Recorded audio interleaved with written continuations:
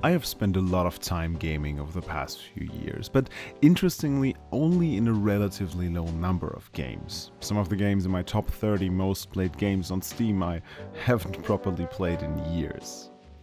Anyways, a colleague at work recently talked to me about my most recent video and told me that he would love to make a video game tier list based on his favorite or most played games.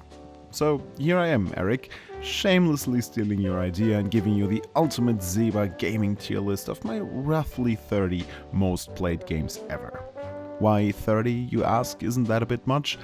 Oh, definitely, yeah, but there are some real gems mixed in between and I couldn't for the life of me kick them out or be selective about which games I would rate. So I left them all in. Let's go. First in this list is the Metro trilogy. I will count games with multiple parts as one franchise in this list. That's why it's not really 30. Anyways, it's amazing to me how I haven't spent more hours in these games, but clocking in at about 160 hours across all 3 games and their redux or enhanced versions, I gotta say that these are 3 of my favorite games ever. I've read most of the books from the Metro universe and there's something about post-apocalyptic settings that just resonates with me very well. Starting as 3 programmers departing from GSC Game World, the devs behind Stalker, Shadow of Chernobyl, A4 Games is a Ukrainian Maltese team with, at least in 2021, only 164 employees. For such a relatively speaking small team, the games are even more impressive. Especially the first game, Metro 2033, not the Redux one, has this rough, heavy, melancholic atmosphere. It perfectly captures this doomer Russian, not so post-Soviet architecture vibe. Even the way the voice actor for our protagonist Artyom starts his narration is just mwah. I was born in Moscow, but I remember nothing of that time.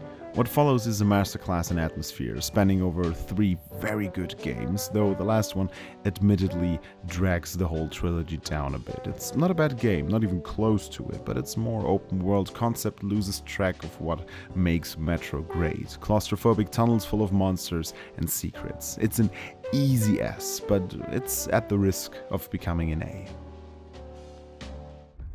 I can't say too much about this one. I played it solo for a bit, played it in co-op for a bit, watched a great video on its story by Soviet Wumble, but, well, what remains are memories of having to chop down a lot of wood. Too much wood, and quite a lot of fun with my friends. It's nothing too special, but it's also not bad. It's a B. Where do I start? Do I start with Ubisoft recently shutting down the Crew servers, revoking game purchases and licenses, and them being total fucking digs? Or do I start with, especially in the beginning, atrocious handling and a mediocre story? Or do I start with that one night where Michi, a long time and long distance friend of mine, and I got into our virtual cars and headed down the numerous highways of the US, spanning the admittedly huge map of the Crew? The night where we visited landmarks, saw the sun set and rise and just talked for hours.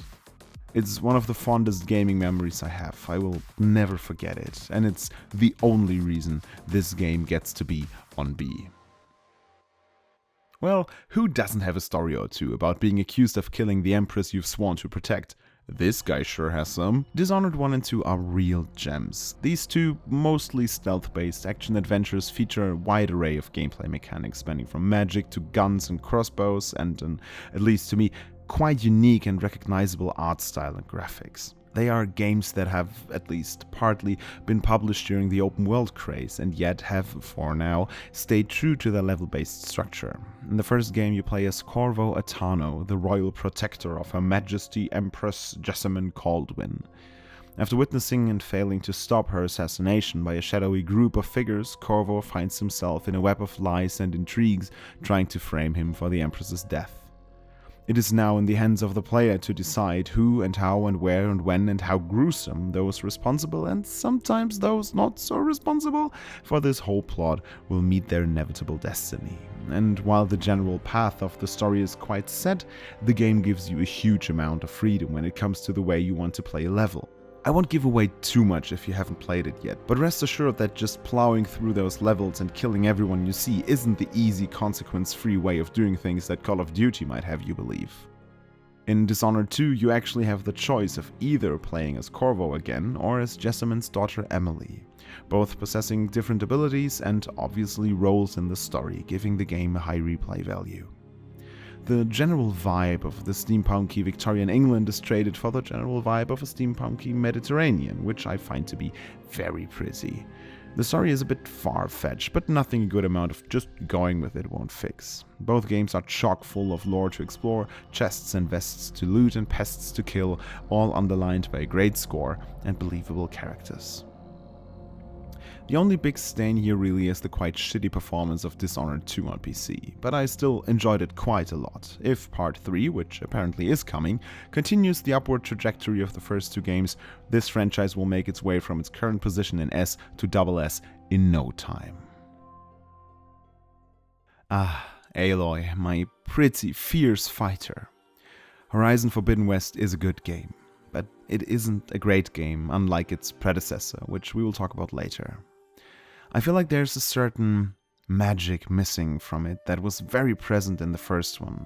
Maybe it's because Zero Dawn was the first of the Horizon games, or it's because Forbidden West feels bloated. There's so much to collect, so many characters to meet, dialogues to be had, that you don't really know where to start or where to continue.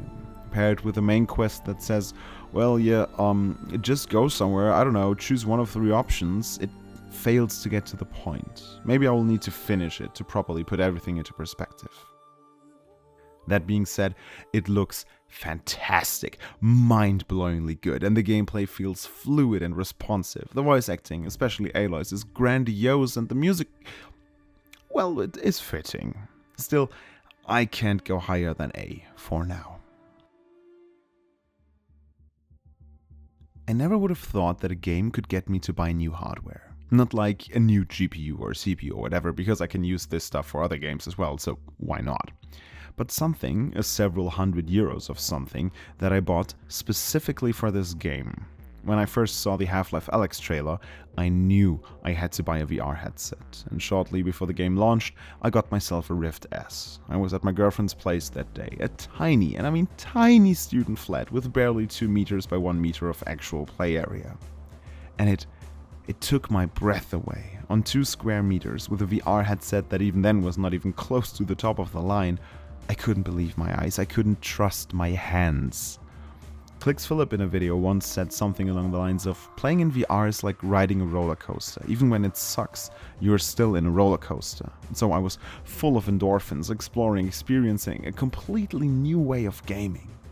And as if all of that wasn't enough, it was Half-Life. I loved Half-Life, I still do. My path getting into this universe was a bit muddled, and for hardcore fans at least, probably a sin. But I never properly played Half-Life 1 and started with Half-Life 2 in around 2006, obviously followed by its 2 episodes and Portal 1 and 2. And I was blown away by this game, read up on its universe and story, and was so invested in it, waiting for Half-Life 3, grasping any straw I could. But as we all know, it never came. And when I started Half-Life Alyx, opening my eyes in front of the Citadel, I would be lying if I said that there wasn't a tear or two running down my face, as it made me relive my early teens. The game has been talked about extensively. I don't need to tell you that the soundtrack, level, story, gameplay, graphics, everything in this game is absolutely, undisputably perfect. Double S. Whenever I get people into gaming, and it has happened once or twice, one of the first games I always recommend to them is Portal. Its premise is refreshingly simple. I'm not saying that there aren't properly difficult levels in those games, but the general principle is so plain and simple. A hole, another hole. Speedy thing goes in, speedy thing comes out. And on top of that, it has an engaging story with conspiracies and mysteries, so what's not to love? I count both Portals as one here because they are so similar in gameplay and structure, but they're very different games. Portal 2 of course has the logical advancements of second parts of most games. Better graphics, bigger levels, more voice acting, bigger story. You know the drill, but it's also stylistically different. Not better or worse, different. While Portal 1 was this sterile, creepy science fiction story, Portal 2 played it more loosely, had more fun with us and itself. And in typical Valve fashion, it never missed a beat. Both are great games, and I especially love that they are tied to the whole Half-Life universe. They are very, very high S-tier games. And if Valve ever learns what 1 + 2 equals, they might be able to add another S. Now, I surely don't want to set the world on fire, yet Fallout 4 sure wanted to try with my PC. I don't know what to say. I like the Fallout universe, I just have this thing for post-apocalyptic nuclear wastelands, but I don't know. I liked Fallout 3, I played quite a bit of New Vegas, tried Fallout 1 or 2 once, but it just doesn't click for me. And while I know that many people, I would go as far as saying adore Bethesda for their buggy, low-performing loading screen simulator games, it has always been a thorn in my eye. I'm sorry. After Starfield, I don't have much hope for Fallout 5. But hey, the soundtrack and atmosphere are superb. It's a B. Bowling Simulator 2008.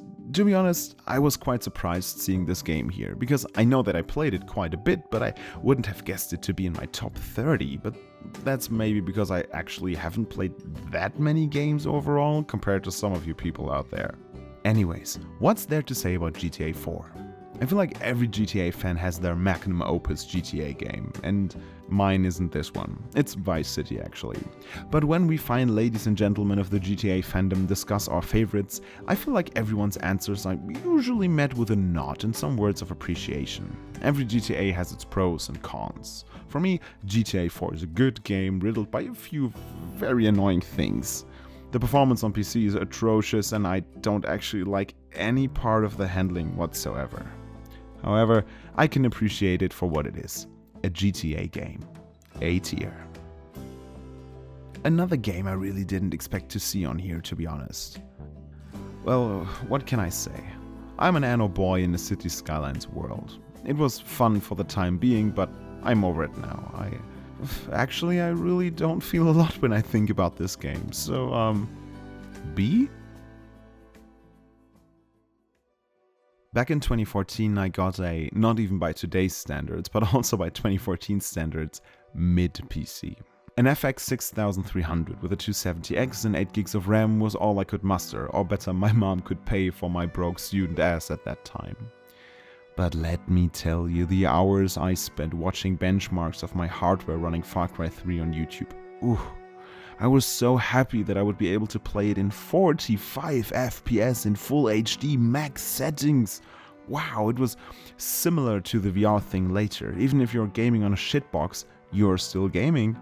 And when I got it, I immediately played Far Cry 3. I loved the first one, played a bit of the second one, and after seeing the promotional Did I ever tell you what the definition of insanity is?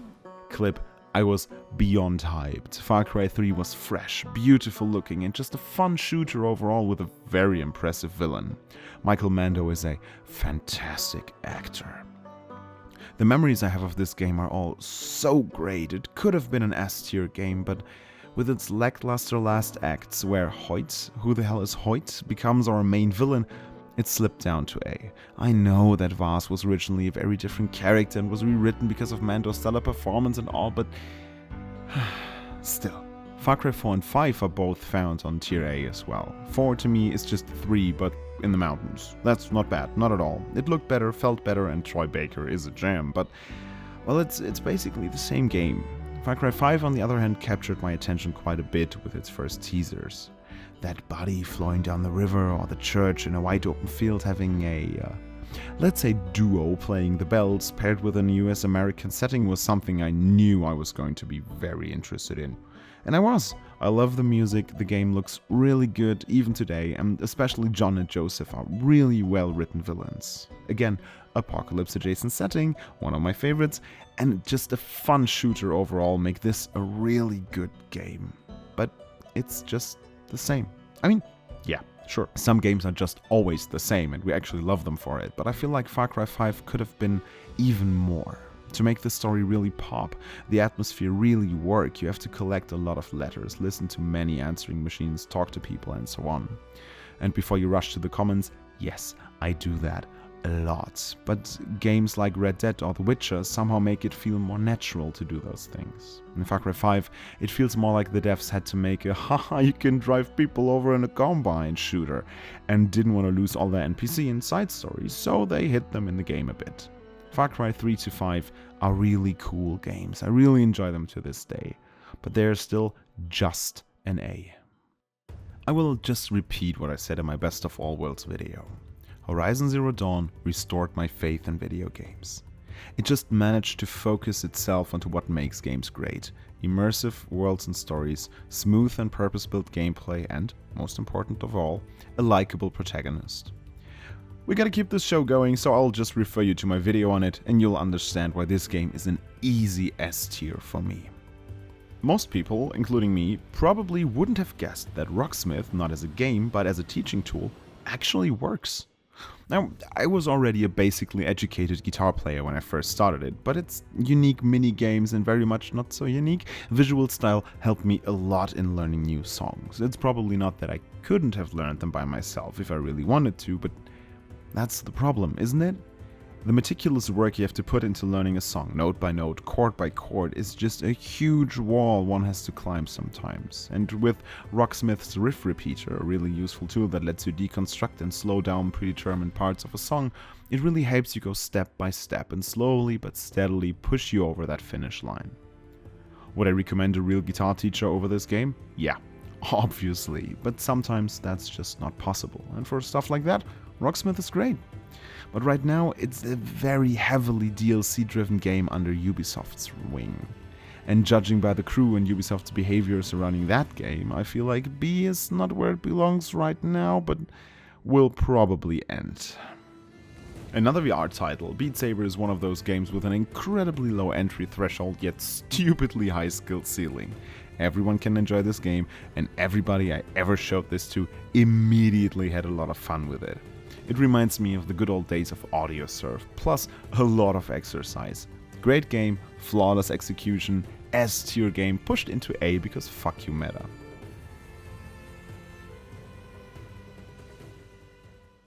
Back when my mom still had any say in the hours I put into video games, she always let me play two games, the Anno series and Zoo Tycoon. To her, games like these work as a bit of an organizational challenge, something I struggle with to this day, and she thought that managing a successful business or city can never not have at least a bit of an educational effect. Today, these games stand up there on my pedestal of childhood nostalgia, and it is quite difficult for any other game to come even close. It took Anno going back to its historical roots with Anno 1800 to even begin the climb up there, and Zoo Tycoon, yeah, well, I don't know. There was this Zoo Tycoon remake that just, I don't know, it never caught my attention. And then there was Planet Zoo. I was a bit hesitant to buy it because I really didn't enjoy Planet Coaster, but that was maybe due to the quite high barrier of entry when it comes to menus, subsystems, and that fucking awful path tool, for fuck's sake, why don't you just... But still, there's something peaceful to watching your little animals go about their little lives in that habitat you designed so meticulously. The game offers so much customization that I sometimes tend to forget that when it is not customizable in a way I would like it to be, said way is incredibly niche and would never even be possible in any other games besides, well, Planet Zoo. The DLC politics are debatable, but as with Anno 1800, the devs provided a lot of free updates alongside DLC that actually contain, well, downloadable content. I'd love to give this game the S it deserves, but I feel like more work needs to be done on tools like managing subsystems and the fucking path tool. Why doesn't it go over my... Do I even need to introduce this game?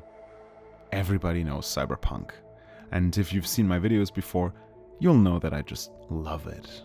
I can't say any more than I already did in my videos, and it's becoming more and more repetitive what I have to say, so I'll just say that, yeah, my launch was a lot better than many other people's launches, and I totally get that a lot of things went wrong with this game, and just because they didn't go wrong for me, that doesn't mean that it was a flawless game. But damn, the story, the characters, the atmosphere is beyond anything I've ever seen before since The Witcher 3. This game, especially after Phantom Liberty, is at the top edge of double S tier. If it wasn't for its launch, S. As a kid and teenager, I loved Need for Speed. Underground 2 is still one of my favorite games ever, and I don't know, after Carbon, and I didn't even finish Carbon, the series just lost me, and for quite a while I was without a racer. I mean, there were plenty of racing games, but nothing that tickled my brain just the way that Underground 2 and Most Wanted did. And my friend Michi, who I gotta admit now was right, told me to buy Forza Horizon 3. And I was like, nah, Forza isn't Need for Speed. Forza especially isn't the old Need for Speed. So I postponed and pushed back, and I finally caved. And when we roared over that dam in that Lambo, I was sold. And now, fucking 8 years later, I still love this game to death. I obviously immediately bought Horizon 4 and 5 right at launch because I'm an idiot, and while 5 really begins to show how the general concept of the game needs a lot of fresh air, Horizon 4 was magical. That theme by Odessa is just... it is ingrained in my brain so deeply that I actually want a tattoo based on the cover of the album the song, A Moment Apart, is on. Something about the seasons changing in this British, geographically European, homely to me, setting is oddly comforting, and every time I dive back into it, it just clicks. Horizon 4 is an S-tier experience. 5, it hurts to say it, but is an A. If you want more Forza, check out my video on the beauty of those games. It's a treat, I promise. I don't know how many times my little heart can bear talking about the emotional impact this game had and has on me. I don't know why I even bother avoiding spoilers for it when I talk about it, because if you haven't experienced this game yet fully, I cannot help you. It's a collective euphoria playing this game as much as it is a trauma. I mean, I get why people don't like its slow and tedious gameplay, but those who do like it absolutely adore it, love it, and maybe, like me, hate it for what it did best. People say Rockstar's games are always masterpieces, and they are, but everything they have ever released pales in comparison to this game. There is nothing like it, and even though I wish things could be different story-wise, I gotta leave you with Arthur's wise words. We can't change what's done. We can only move on. What the hell is Black Ops 2 doing here, even higher than Red Dead? I mean, yeah, sure, I spent some time in this racist insult simulator, mostly for Michi, because he adores the Black Ops gameplay, and yeah, it was fun. Treyarch usually had the more interesting, more fleshed out gameplay of the Call of Duty developers back then, at least to me, but I preferred Sledgehammer and Infinity Ward. Nevertheless, it's one of those great memories with great friends kind of games, and I can't say much more. It was a great time and I miss it. A tier. Anno. I gotta admit, this series lost me for a while back when it decided to not be a supply chain simulator city builder in the past, but rather a supply chain simulator city builder in the future. It might be a bit almost idiotic to stop playing a game because you don't like its setting, when arguably the setting is the most replaceable aspect of the gaming experience in the Anno series. It was and still is a supply chain simulator city builder with just more metal and electricity and less bricks and wood. But I couldn't get used to it, I couldn't enjoy it. Just like I enjoy Forza Horizon 4 so much more than 5 just because it's set in the UK, I enjoyed Anno 1404 so much more than 2070. I guess it's because I play both franchises as a means to relax and calm myself down, as I've alluded to in my Anno video. So having an atmosphere based on a setting that is calming and homely to me is more important than if I just played it for the gameplay. Oh, and how happy I was to see that Anno 1800 was in the past again. And when I booted it up, that music started, my little peasants working the fields, the string section sniveling away a dramatic tune. I knew this game, just like 1404, would be double S, a greatest of all time.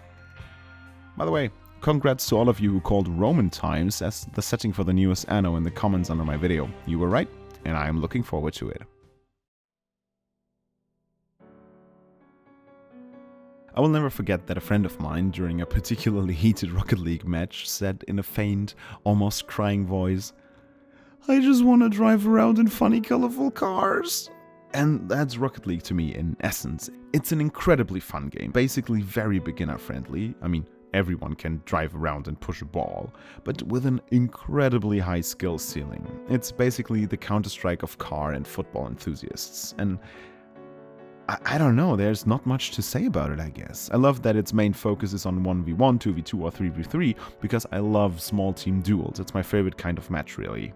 Wingman in Counter-Strike, gunfighting COD, and well, Rocket League in general.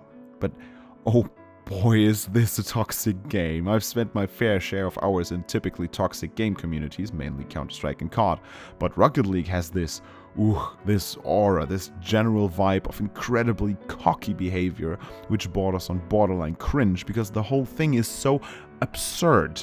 Grown-ass people getting mad and heated over funny little colorful cars flying through the air. And don't get me wrong, I'm not saying I'm not one of those people. It's just kind of funny to me how toxic this game really is. Nevertheless, I like the customization options, it runs well, it's fun as hell. But yeah, one can definitely take issue with the whole Epic Games takeover or how item trading was handled and so on. But still, I gotta give it an S, if only for its peak time a few years back. Oh boy. Oh boy. Quintuple S.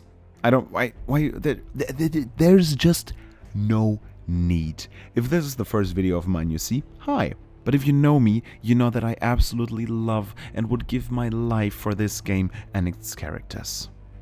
I've made a video on why The Witcher 3 is the best game ever made a few years back, and I actually have a new one coming for its 10th birthday. I could talk forever right now.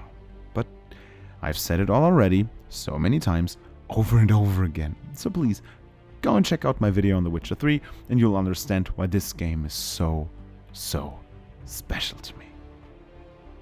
Speaking of games that are, special, I started my online shooter career in 2007 with Modern Warfare 1, and its gunplay, maps, and especially setting just scratches a specific itch in my brain, and I, even though it is very unfair, will actually count Modern Warfare 1, 2, and 3 as one game on here, just because it's easier and I didn't play Modern Warfare 1 on Steam back in the day, so my hours in there are missing. Modern Warfare 3 is the reason why I know one of my best friends. I met him during a 1v1 match on a ground, and well, the rest is history. Yeah, especially Modern Warfare 3 looks like shit. It couldn't compete with Battlefield in any category really. Map size? No. Gunplay? Debatable. Graphics? No. But still, it had this fast-paced energy of a rabid dog running around barking at every tree it can find. The relentless desire for higher and higher kill streaks, quick-scoping across the map, raging to your friends in TeamSpeak and carrying the weight of the oh-so-big number of noobs in your team on your shoulders. It was a special time, and it was perfectly timed really. Modern Warfare 1, 2 and 3 were the games for me from age 13 to around 18, 19. Back when the reboot came along in 2019, I slid right back into this feeling, rushing around the maps like a madman, sensitivity off the charts, and yet it wasn't the same. The meta changed, the people changed a lot, and I probably changed more than I would like to admit. But those 3 games, those cheesy shooters on 3-lane maps with ever the same gunplay perks, weapons and strats, were a huge part of my teenage years. And that makes it so difficult to put them into any category really. The objective part of my brain wants to give them a collective B, but the nostalgia-ridden subjective part screams S, please give it an S. So let's give it an A, huh? There are some games one plays sporadically, but when one does, one does. Minecraft is one of those games. There are plenty of memes out there along the lines of me and the boys when our 3-month Minecraft hype hits. And to me, GTA 5 is one of those games as well. At least today. Back in the day, in its prime, me and 3 of my friends formed the unbeatable Fuzzy Wuzzies and terrorized all the servers we joined. And by terrorize, I mean we humbly did our quests, sold our cars and cargo or whatever, and didn't interfere with any other players at all, because that's just how we rolled, I guess. But as we all know, money does not stink, and Rockstar slowly mutated GTA Online into the pay-to-win cash grab it is today. I'm not saying there weren't profit-oriented or straight-up predatory mechanics from the start, but it wasn't that obvious. After roughly 800 hours, I called it a day and retired my bone-faced thug. But every few years, I come to the story mode and play it through once more. And I have to say, it does not hold up well. Nakey Jakey was very right when he said that Rockstar's game design was outdated. And yes, I know, 2013 is 11 years ago. Oh my god, it's 11 years ago. But other games from that time still hold up today, but this one doesn't really. The missions are boring and the story ends abruptly. But then again, driving along the coastline into the sunset, listening to Kenny Loggins' soothing voice introducing Phil Collins on the radio. It's that GTA magic, that feeling that no other game studio manages to emulate.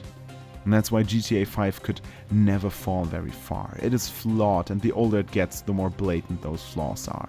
But again, it also stands for incredible times I've had with friends and a lot of fun with Michael, Franklin and Trevor. Turning a blind eye, I can put it into S tier.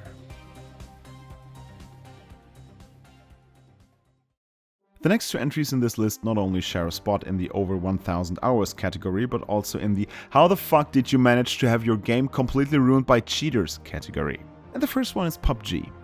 To this day, I don't know why I like this game. Its gunplay and movement sucks. The maps are not very thought out. The inventory system is mediocre at best, and let's not start with the netcode. And everything it does well, other games have done before, but still, I spent way too many hours in this game, and I had a lot of fun actually. A big part, again, is of course the duo or trio aspect of it, being able to strategize in a small team of my friends and me. And maybe it's a bit of the modern warfare aspect of a moderately modern setting that I actually like a lot. I don't know.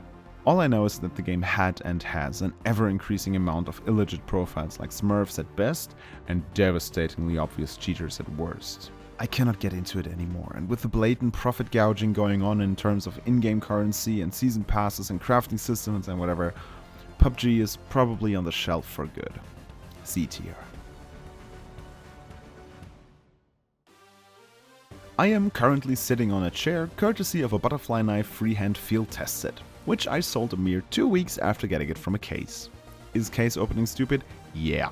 Did I spend at least double of what I got from golds in this game? Oh, definitely. I'm telling you this not to brag, but to show you that Counter-Strike has become irrelevant to me, which is crazy because nothing changed for me when it comes to this game. I still have friends to play it with, I still like the maps, the general idea of it, the gunplay and so on.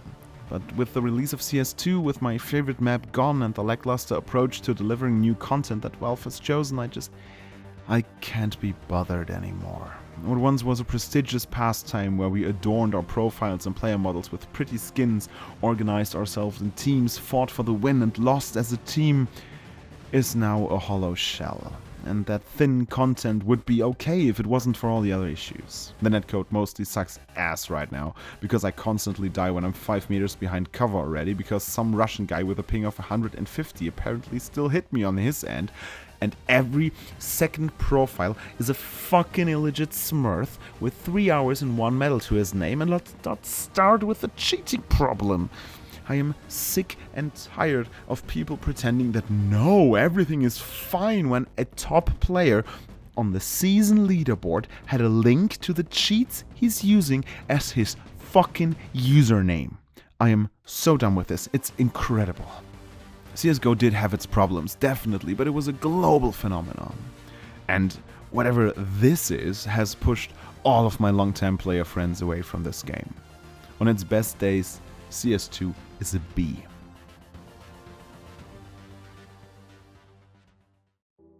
Alright, let's calm down a bit.